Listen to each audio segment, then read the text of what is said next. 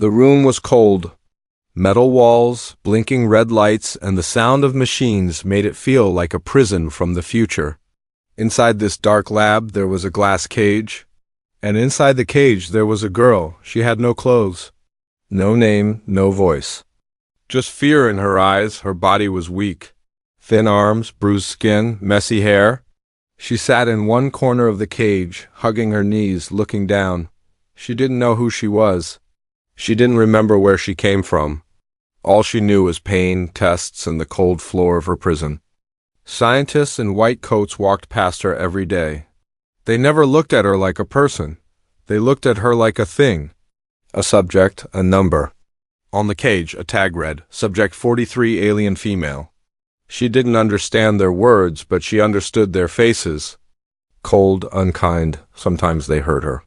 Sometimes they made her sleep with strange lights and sounds. And every time she woke up, she felt worse. But she never cried in front of them until he came. One day, a new face appeared. A young man, not much older than 20. He wore the same white coat, but something was different. He didn't walk fast. He didn't ignore her. He looked at her. His name tag said, Eli R. Tech Assistant. Eli was just doing his job, cleaning, checking wires, fixing lights. He didn't even know about the cage before. When he saw her the first time, he froze. For a moment, their eyes met. She looked at him with fear. He looked at her with confusion. Then, with something strange, kindness. He slowly walked closer to the cage. She moved back, her eyes wide. I won't hurt you, he whispered. He didn't know if she could understand. But he still spoke softly, like talking to a scared animal. He looked around. No one was watching. Eli saw the bruises on her arms, the cuts on her feet, the sadness in her eyes. Who did this to you? He asked, but she didn't answer. She just stared. Then a single tear rolled down her cheek. Something broke inside Eli. He pulled a clean cloth from his coat pocket, reached through the small feeding slot in the cage, and wiped her tear. Her eyes widened. No one had ever touched her gently before. She didn't move. She just looked at him. Not with fear, but with surprise. Eli stayed for a few more seconds, then walked away. His heart was heavy. That night she didn't sleep. She sat near the cage door, hoping the kind human would return. He did. The next day, Eli came again. This time, he brought something small, a soft piece of cloth, like a blanket. He slid it through the slot. She took it slowly, her hands shaking. It was warm. She held it close. You need a name, Eli said, sitting beside the cage from the outside. I can't call you Subject 43. That's not a name. She tilted her head. His voice was calm, gentle. Lyra, he said. Yes. You look like a Lyra. She didn't speak, but when he said the name again, she blinked twice, like she understood. Eli smiled. Okay, Lyra, it's nice to meet you. From that day, he came every night. He brought food, water, sometimes even small books with pictures. He didn't know why he cared so much. She wasn't human. That's what the report said. But to him, she looked like someone who had suffered too much. He started writing a small diary about her. Day 4, Lyra touched my hand through the slot today. Her skin is cold, but her touch is soft. She's learning to trust me. Day 6, I showed her a picture of the Earth. She looked at it for a long time. Maybe she remembers something? But something was wrong. One night, as he left the lab, a voice came from behind. Tech Assistant Eli, you've been spending too much time near Subject 43, he turned. It was Dr. Halen, the head scientist. She's not a pet, boy. She's not even human. She's a weapon. Stay away, Eli said nothing. But inside he was angry. How could they call her a weapon? She was scared, not dangerous. That night he returned to the cage. Lyra was awake. He looked at her and whispered, Don't worry, I'll help you. I don't know how yet, but I will. She reached out. He held her hand through the slot. For the first time since she woke up in this place, Lyra closed her eyes and smiled. Asterisked, the lights in the hallway were white and cold like snow that never melts, and silence walked with every footstep as Eli moved closer to the cage again. He was not sure why he felt this way, why he cared so much for someone he was told not to care about, but something inside him had changed since the first time he saw her. Lyra, was waiting behind the glass, her hands resting on the edge of the slot, her eyes softer now, not full of fear, but filled with questions. He slid a warm cloth through the opening, a piece of bread, and a sealed bottle of water. She took them slowly, watching him like he was something rare, something not like the others. Eli sat on the floor, his back against the wall. The hum of machines above them never stopped, but in this small moment it felt like the world was holding its breath due. "You understand me?" he asked quietly, not expecting an answer. Lyra tilted her head, then touched her chest lightly and looked at him. He pointed to himself, Eli, then pointed at her. Lyra, she blinked once, then twice. Eli smiled. "That's you," he whispered. He took out a small notepad from his pocket, the kind used by engineers for quick calculations.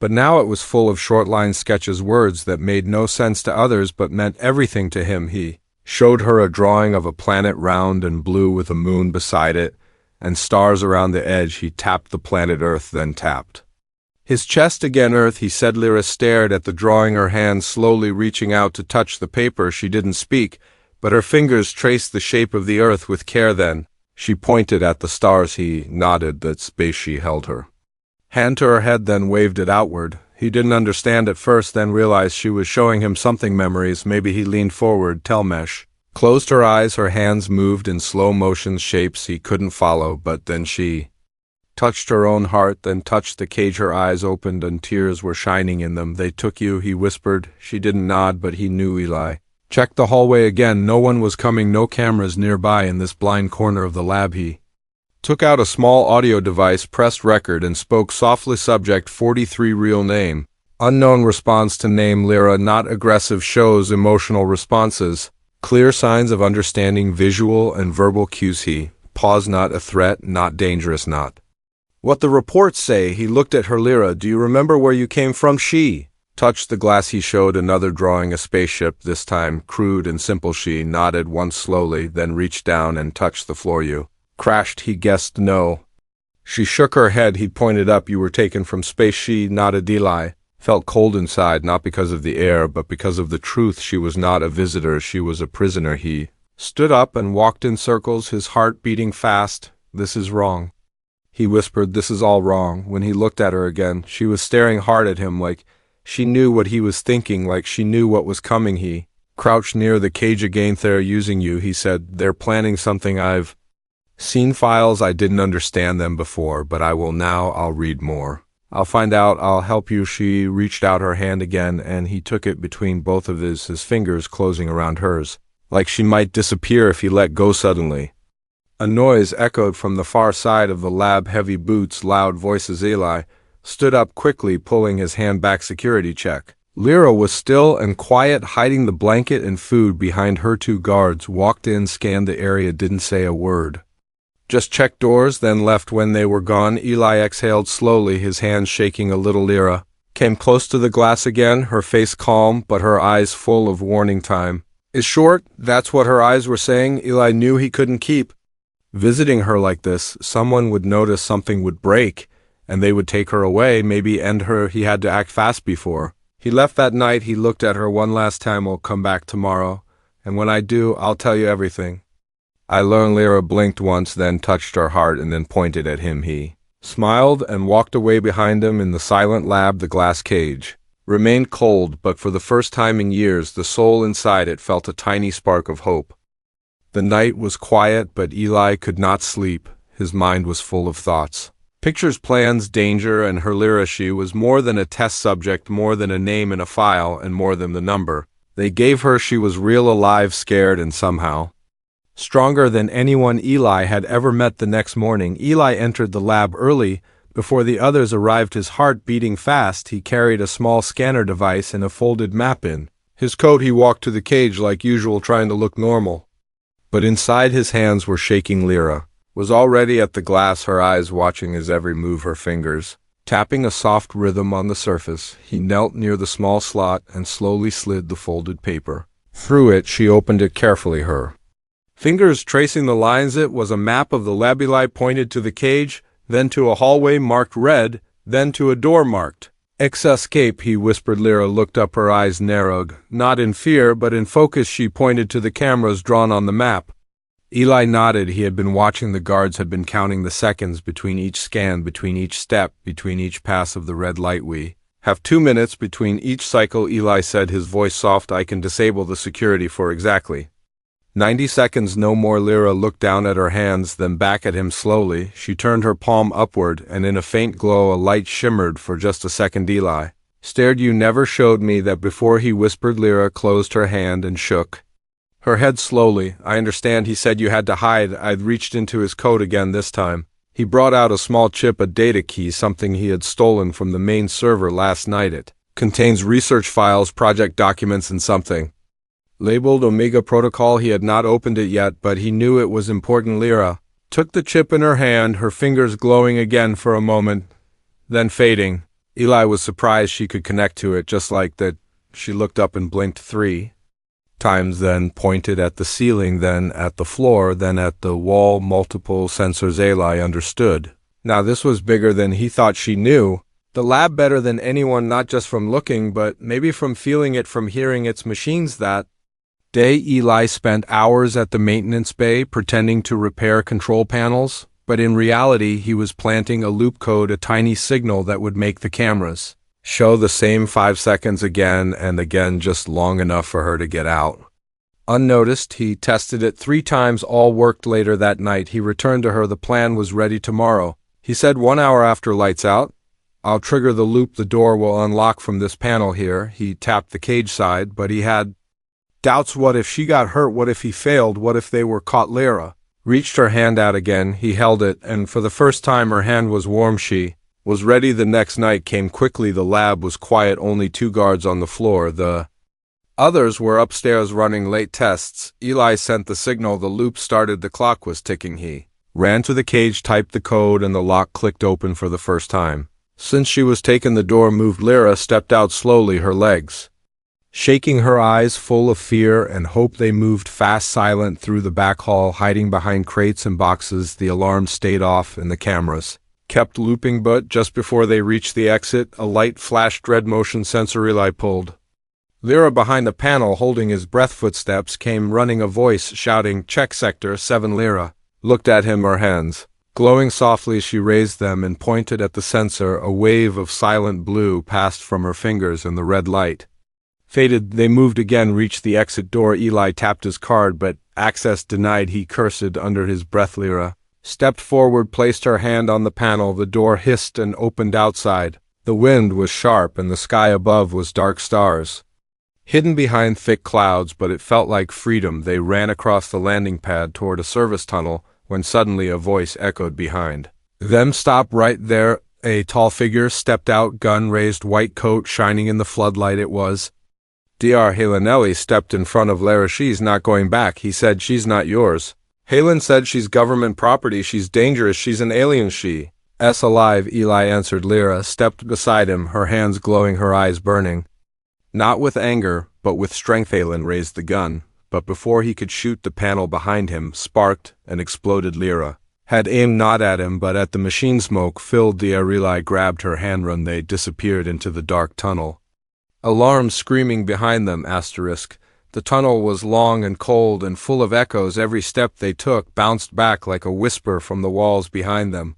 Eli kept checking over his shoulder while Lyra moved forward, calm and steady, as if she could see something he could not. They had escaped the lab, but not the danger. Sirens still rang in the distance, and red lights flashed through the tunnel cracks, warning the facility to lock down everything. Eli's breathing was heavy. Sweat ran down his face and his hands were shaking, not from fear but from the weight of what he now carried, the truth. Lyra stopped near an old metal door, rusted and sealed, but when she touched it her fingers glowed and the lock gave way silently like the door itself trusted her. Inside was a storage room, dark, full of old equipment, boxes, wires, and screens covered in dust. They hid there for a while, trying to stay quiet. Eli sat down on a crate, head in his hands, trying to process everything. You're not just some test subject, he said, his voice a whisper in the thick silence. You're not even from here. Lyra nodded once, then sat beside him. Her fingers moved through the air, drawing symbols that seemed to glow, then fade. Eli watched carefully, then reached into his jacket, pulling out the stolen data chip. He handed it to her. You connected with this before. You can do it again, right? She held the chip close to her temple eyes, closed the lights around them, flickered for a moment, then one of the old screens in the room came to life. Lines of code filled the screen, then shifted to video images, blurry, shaky footage of ships and space soldiers entering strange rooms, and finally a cage like the one she had been locked in. The footage showed her screaming. Lights flashing, voices yelling, then silence. Eli watched it all in shock. You were captured, not found. The next file opened, a report marked Omega Protocol. Eli leaned forward and read the words out loud. Species 43, humanoid female capable of energy channeling. Emotional memory storage potential used as bioweapon in field testing. His voice cracked at the word bioweapon, turned to hers. This why they kept you? Do they want to turn you into something else, something to use in war? Lyra did not answer, but her eyes filled with something deep, not sadness, not anger, but a long-buried memory. She pointed at the screen again, and another video played. This time it showed her home, a place with tall trees, glowing rivers, skies filled with colors Eli had never seen before. It was beautiful, peaceful. Then came the ships from Earth. They landed fast. Soldiers poured out, weapons ready. Buildings were destroyed, people taken, and in the end only darkness. Eli felt like he could not breathe. We did this, he whispered. We came to your world and took you away. Lyra touched his arm gently, her fingers warm like a small fire in winter. She was not blaming him, but he blamed himself anyway. She showed him one last file marked final phase. It was a plan not just to use her, but to create more like her, to find others, to build an army of modified beings like her, grown, trained, controlled.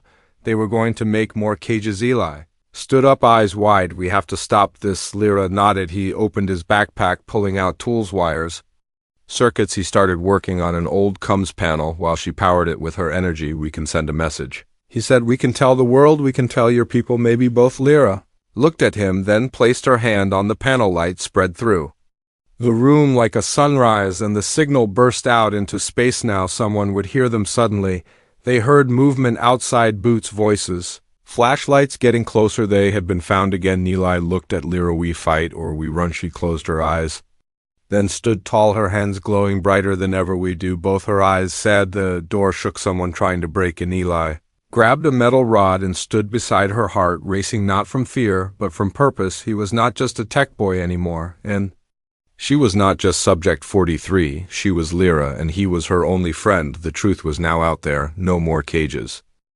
The door shook harder, louder voices shouted from the hallway. Heavy boots stomped closer, and shadows danced across the floor as flashlights swept over the cracks in the metal. Eli stood still, heart racing, breath short, grip tight on the metal rod in his hands. His eyes locked with Lyra's as she raised her arms, and the light in her palms began to grow. The moment felt endless, like time had paused to see what choice they would make: run or fight, scream or stay silent, give up or break out. The door burst open, metal flew inward, and the first guard stepped in, shouting orders to drop the weapon. Lyra stepped forward, and her glow became a wave, bright, silent, full of pressure and heat, not to kill, not to burn, but to blind. For just a second the guard covered his eyes, fell to one knee, and Eli rushed forward, hitting the control panel with the rod. Sparks flew, wires snapped, and the hallway lights died one by one. More guards came, shouting more orders, more noise, more confusion, but Eli had already pulled Lyra through the side door into a narrow passage he had found on the map days ago. They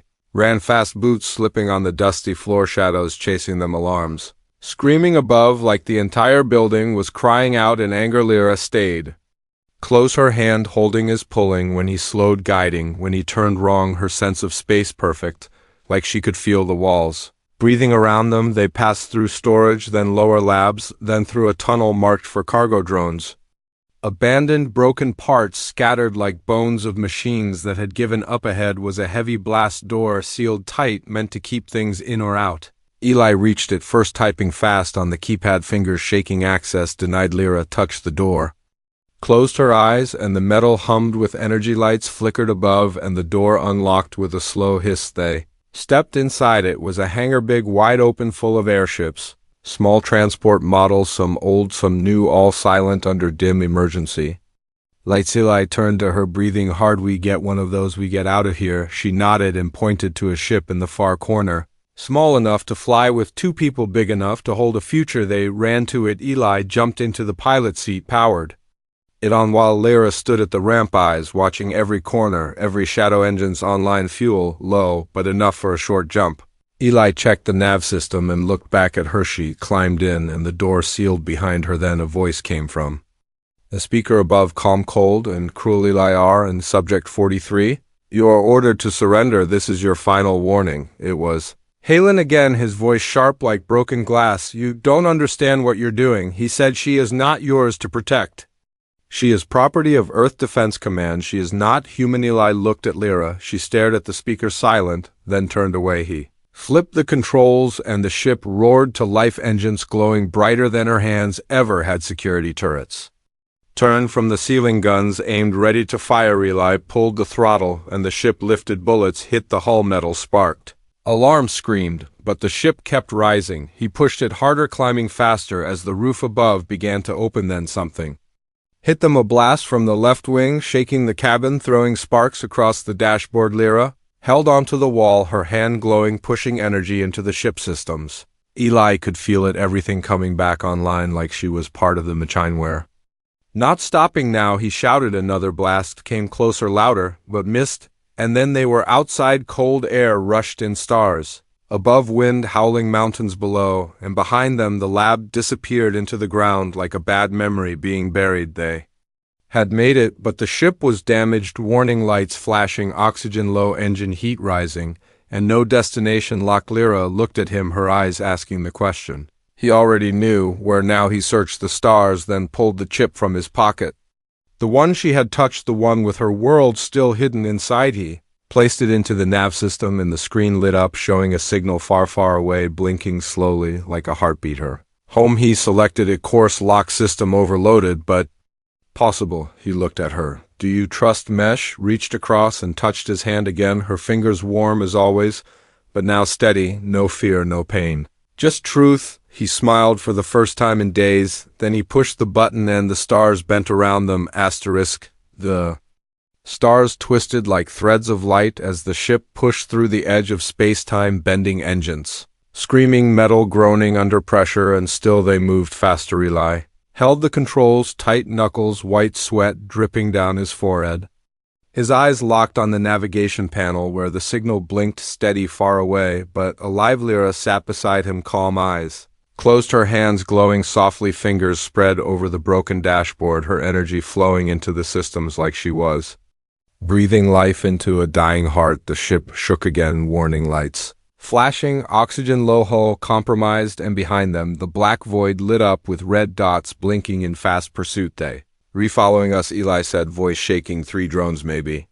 4 fast, military class armed. Lyra opened her eyes, no panic, only focus. She placed both hands on the console, and the lights inside the ship pulsed blue for one long second. The engines roared louder, the ship surged forward, but the drones gained speed, cutting the space between them like hunters tracking heat. Eli turned the ship hard left, stars spinning around them, gravity pulling against their chests. A blast from the nearest drone flew past, missing them by inches. We can't outrun them, he whispered. Not like this. Lyra looked at him, her hand reached to the side panel, fingers brushing wires and circuits, and suddenly one of the drone signals vanished from the screen. Did you just shut it down? He asked. She blinked once, then turned forward.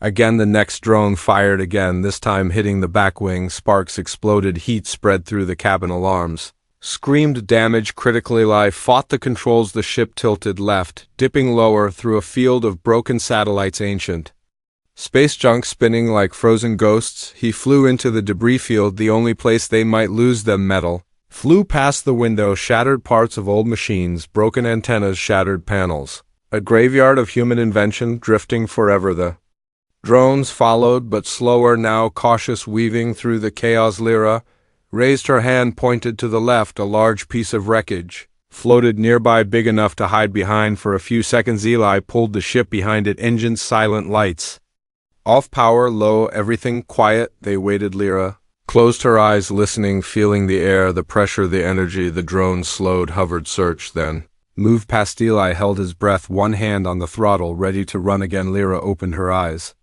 nodded once. Now the engines flared back to life. The ship darted out of hiding, flying upward into the open stars, away from the wreckage, away from the chase. For Now, but the ship was failing warning after warning, flashing oxygen system, failing navigation, glitching engine core overheating, and the signal to her home still far, far away.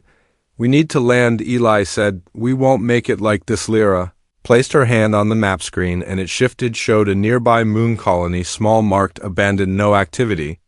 "For years, that's our only chance," he said. The ship angled downward, burning into the orbit of the cold gray moon, clouds of dust rising as they approached the surface. The landing was rough. The ship crashed through old metal gates, bounced off the ground once, twice, then stopped in a cloud of silence. Eli opened the hatch, stepped out into dry air. The wind soft, the sky above filled with stars and ruins around them.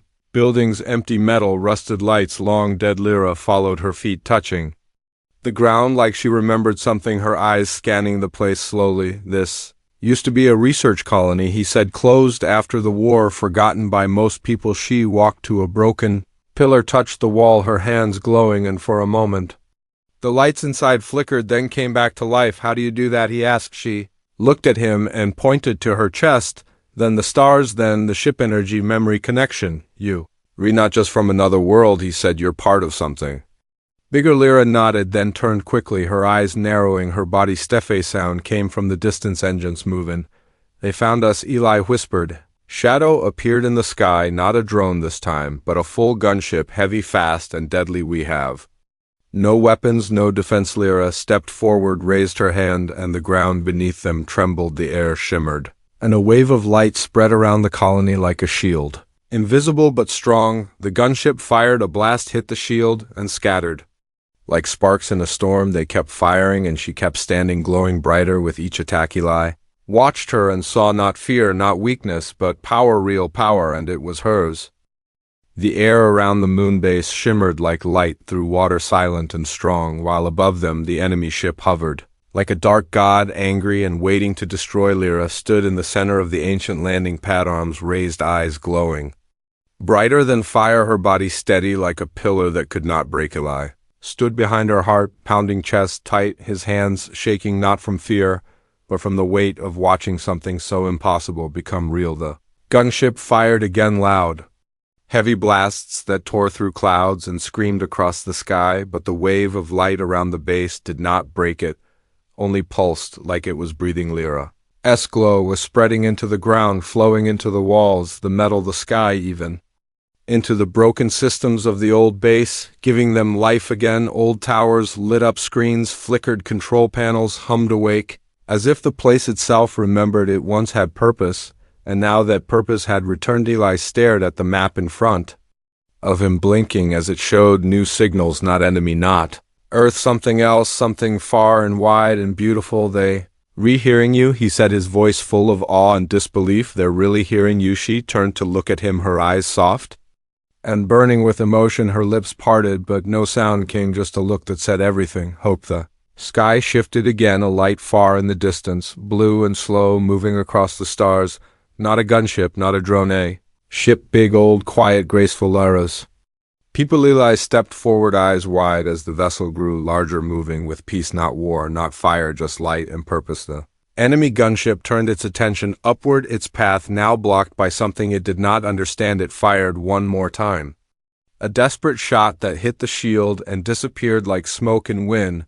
Then it turned and fled, vanishing into the black. Lyra fell to her knees, the glow fading, her body shaking from the effort. Eli ran to her, catching her before she hit the ground, holding her close. "You did it," he whispered. "You called them." Above them, the alien ship began to descend, its surface shining like water in sunlight. Its shape nothing like Earth, machines, soft, curved, alive. It landed without a sound. A ramp unfolded, and tall figures stepped forward, their forms glowing like stars in the shape of people. Lyra looked up, tears in her eyes for the first time, not from pain, but from something else, something old and good and full of memory. One of the tall figures knelt before her, touched her face, and spoke in a language Eli did not know but felt deep in his bones. "She is home," the voice seemed to say, but Eli stepped back, his heart full of both joy and something harder, something sharp. "This is goodbye, isn't it?" Lyra looked at him, reached out and touched his hand, her fingers weak but warm. She pointed at his chest, then hers, then the stars. He understood. "We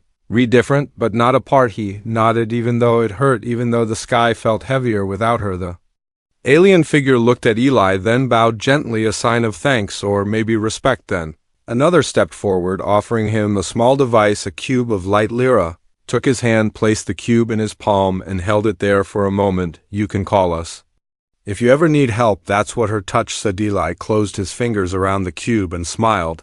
Then Lyra stepped onto the ramp, turned once more, her eyes meeting his, and for one breathless second everything else disappeared. The war, the fear, the cages, the pain, just two people who had shared something the universe could not erase. The ship rose slowly, lifting into the sky, the ramp closing behind her, the engines whispering like wind through trees. Eli stood there watching until it became a star again. The shield around the base faded, the lights dimmed, and silence returned, but this silence was not empty. It was peaceful. He sat down on the dusty floor, opened the cube, and watched a soft glow rise from it, showing a map, not of war, not of Earth, but of connection stars linked by lines, planets, marked not for invasion, but for meeting, for understanding, for future hope. Eli smiled. For real, this time somewhere out there, Lyra was flying free, and somewhere in his hands he held the path to something better, not the end, just the beginning.